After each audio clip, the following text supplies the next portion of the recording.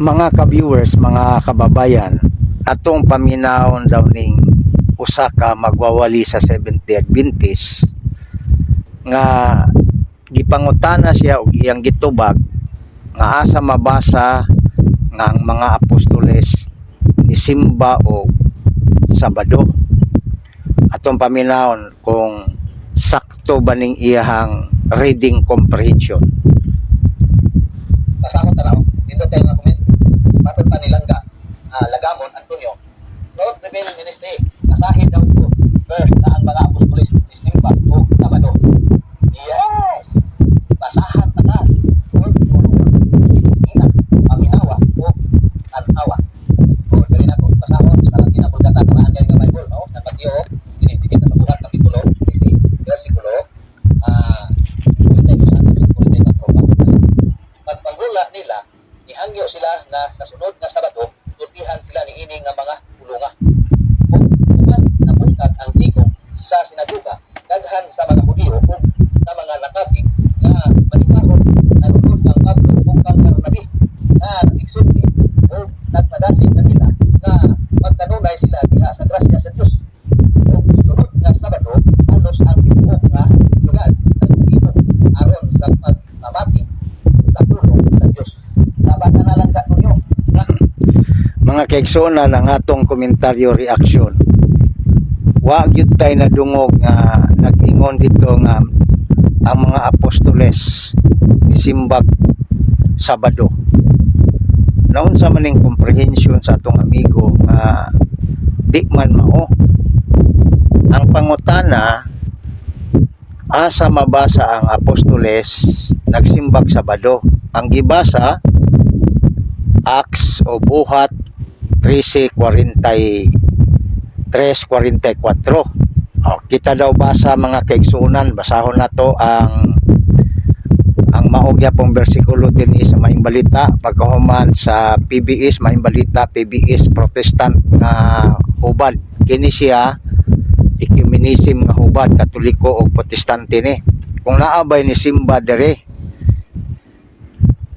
atong basahon mga kaigsuunan sa 43-44. Og sa pagkatapos na sa tigom sa sinaguga. O kini nga tigom dili Kristiyano, sinaguga Hudiyo gyud ni. Gisunod si Pablo og si Bernabe sa daghang mga Hudiyo o wa gyud giingon dirhing mga apostoles og sa mga dili Hudiyo nga nakabig ngadto sa tinuhuan sa mga Hudiyo o sa may tinuhuan sa Hudiyo Sabado dili ni Kristiyano nga tigom. Di maymayan sila sa mga apostoles o gidasig sa pagpabilin diha sa grasya sa Dios. Brad Alvin Sanchez asa may nabasa dinhi nga nagwali man ni. Ang pangutana asa mabasa nga apostoles ni Simba og Sabado. Wa man kay nabasa, imo ra maning hunahuna dinhi ang comprehension nimo sipiat man. Kining gisulod din ni San Pablo og ni Bernabe tungod kay ang mga Hudiyo Sabado ang ilang simba. Why Kristiyanos diri og ang gibuhat nila ni San Pablo nagwali wala musimba. Mo nay dapat bantayan og sabton. Gani kung basahon nimo ang context nini magsugod ka sa 39 gisulti dinhi nga nagwali si San Pablo sa mga Hudiyo. Hangtod nga moabot ka dinhi sa 43-44 wali gihapon gimaymayan gani sa mga apostoles ang mga Hudiyo nga magpabilin sa grasya sa Dios. Wala din hinabasa nga ni Simba og Sabado ang apostoles.